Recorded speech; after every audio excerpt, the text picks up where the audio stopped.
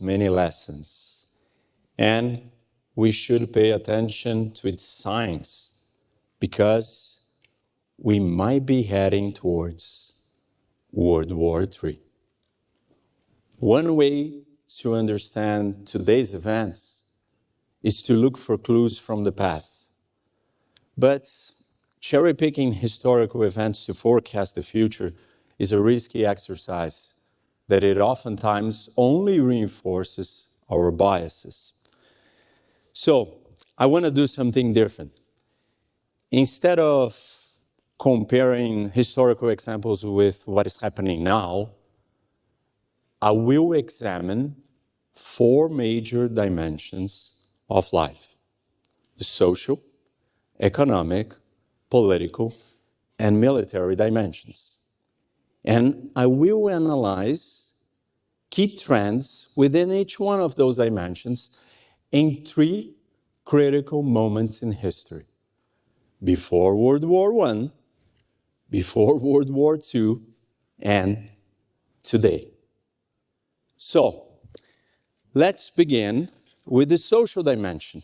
And there are many factors that shape societies, but I want to focus on how technological innovations have produced social anxieties and destabilized societies throughout history.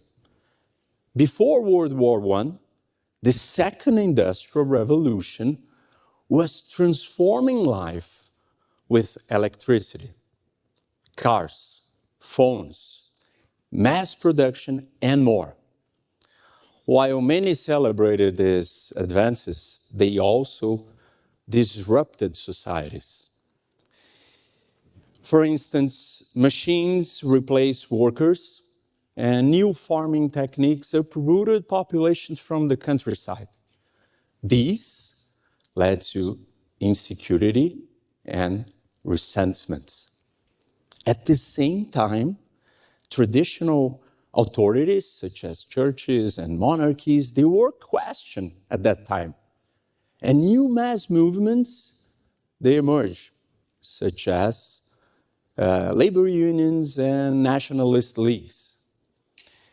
People were afraid that progress was shaking the very foundation of societies. Moving a little bit ahead in the interwar years, before World War II, technology continued to affect life. The word robot was even coined in 1921, and it symbolizes fears of possibly machines substituting human jobs. At the same time, or a little bit later, the famous economist John Maynard Keynes warned us in 1930 of a new disease, namely technological unemployment. During this period, we had communications revolutions that completely changed public discourse. So these media became powerful tools for propaganda, polarizing politics, and amplifying social fears. Traditionalists at that time, they were worried that modern culture was simply eroding tradition, family, and religion. Today, we are going through a technological revolution driven by AI, digital media, and social platforms. The internet, smartphones, and social media have transformed the way we work, communicate, and even think.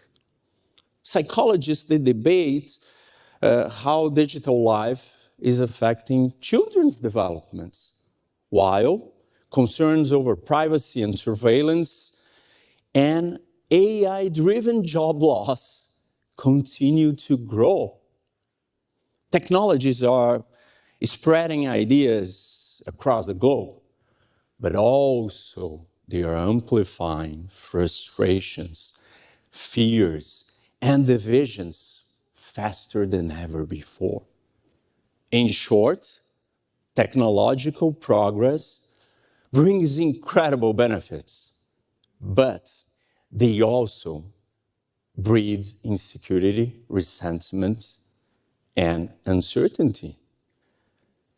Historically, such anxieties have made societies more unstable and vulnerable to extreme ideologies that fuel militarism and war. Now, let's talk about the economics. And I want to present two perspectives on the economics. The first one is related to a common idea that economic prosperity prevents wars. And the argument goes like this. It makes no sense for a nation to go to war and destroy its own wealth. So they don't want to go to war. Before World War I, in 1914, Britain dominated global trade and finance. Germany was thriving industrially and expanding its exports. Both countries, they knew that there were no financial benefits that justify the enormous economic costs of going to war. However, World War I taught us a very important lesson. Economics may explain what can be done, but politics decides what will be done. Fear, ambition, miscalculation, all overrode by even the strongest economic success, showing us that simply war and peace are not decided by economic arguments alone. We have to take into consideration political, ideological, and strategic reasons.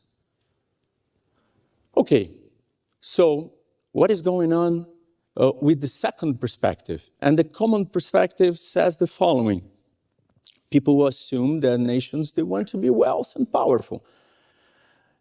It's not that they don't want that, they do, but they want something else. It's better for them if they are wealthier or more powerful than their rivals, right? So what matters is the relative power. I want to be more powerful. I don't want to be just powerful. I want to be more powerful than my enemy or my rival. Let's look at what happened at World War II. And in that moment, Germany and Japan, they did not see trade as mutually beneficial. Why? They're gaining less than their rivals, Britain, France, and the US, which made them vulnerable. What was their response? Searching for self-sufficiency and eventually war. All right, so what is going on today? There are two main ideas that we see all over. The US-China economic interdependence will prevent war.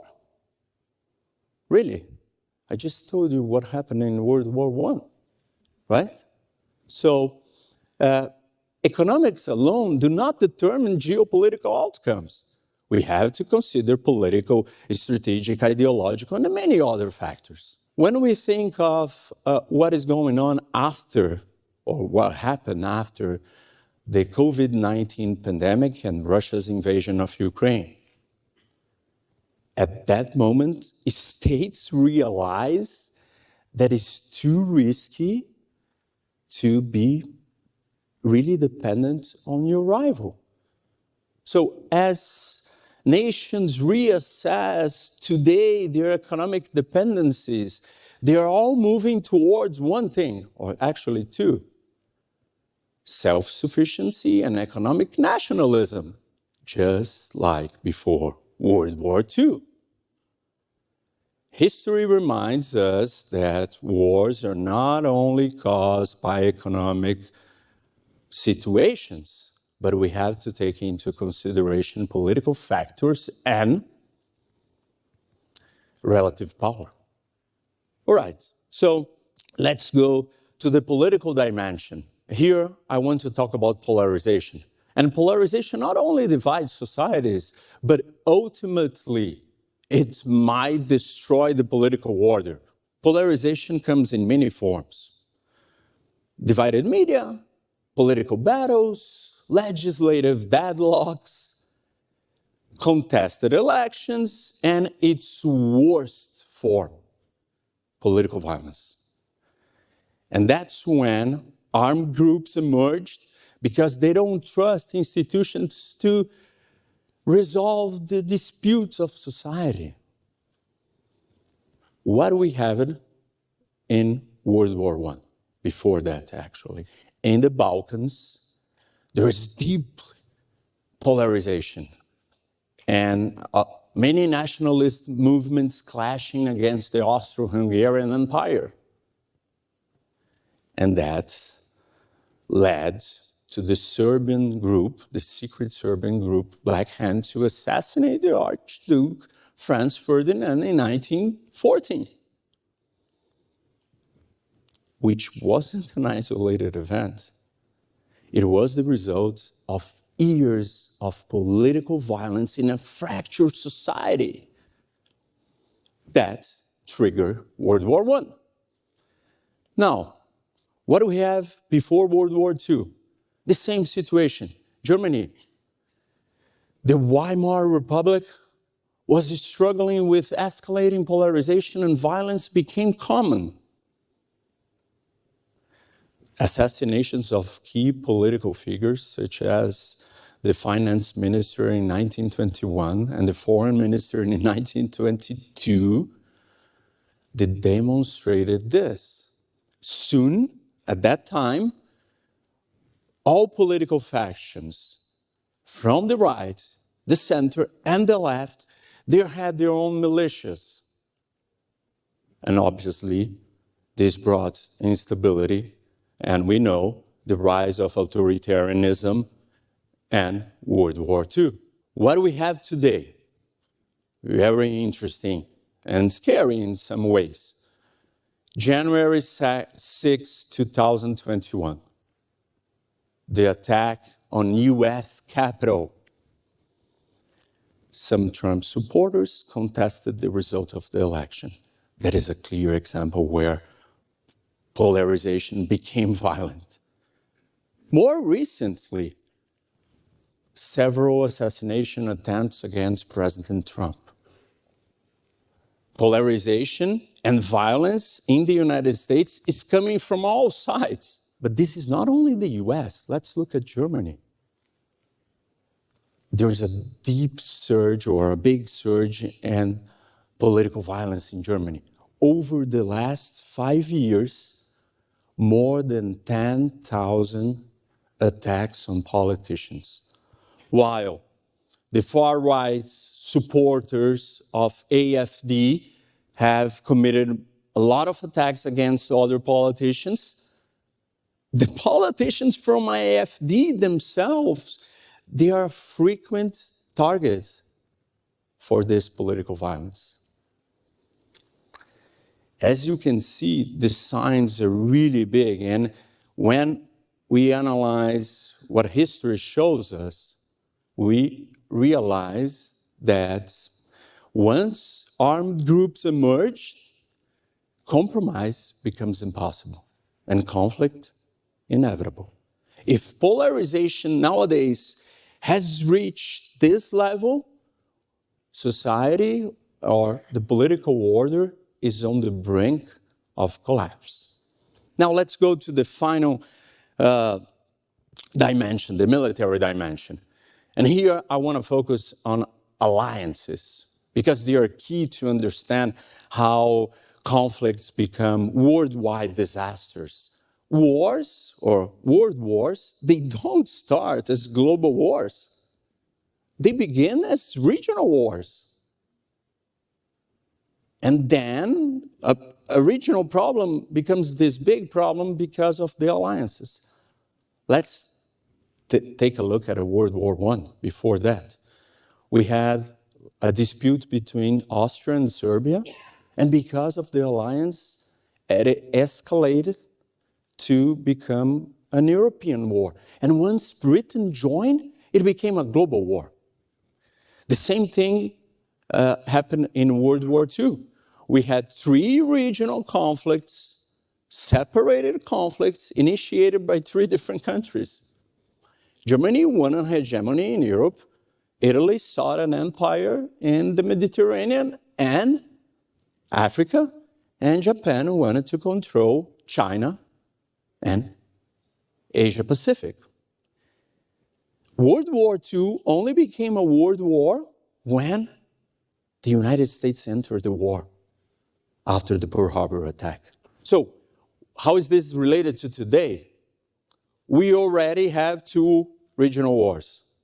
Russia in Ukraine and Iran with its proxies wars in the Middle East. And the third one is taking shape as China aims to take Taiwan. Maybe in that third theater, we're going to see more countries joining. And then, as in World War II, we're going to have 3 regional conflicts that become a global war. There's another important aspect of alliances, which is the level of integration, how united they really are. And this is interesting. When we look at the Axis powers of 1930s, Germany, Italy, and Japan, they were not allied. Really, actually, they were on opposite sides. When we look at the crisis in Austria in 1934 and in Ethiopia in 1935, Italy was on one side and Germany was on the other. When we look at who was helping China against Japan until late 1938, that was Germany. And then, comparing this today, we have a new axis being formed. China, Russia, North Korea, and Iran today, they are all united. Like who sends ammunition, weapons, and even soldiers to help Russia fight Ukraine? North Korea. Who gives food and energy to North Korea? China. Who buys Iran's sanctioned oil? China. Who buys Russia's gas? China. And China supplies Russia with electronic equipment to keep its war. As you can see, the axis of today, which I call the axis of dictatorships, they're really united much more than the axis of the 30s. And on the other hand, we look at the opposing alliance, which is what? NATO and the democracies, they're falling apart. And they're breaking. And they're divided. History tells us that alliances are very important. If we have the aggressor's alliance growing stronger and the opposing alliance becoming divided and weak, the incentives for the aggressors to strike, they're really big. I'm not here talking about any inevitable destiny, but I'm looking for historical patterns that help us connect the dots. And with that, we might not repeat the mistakes of the past.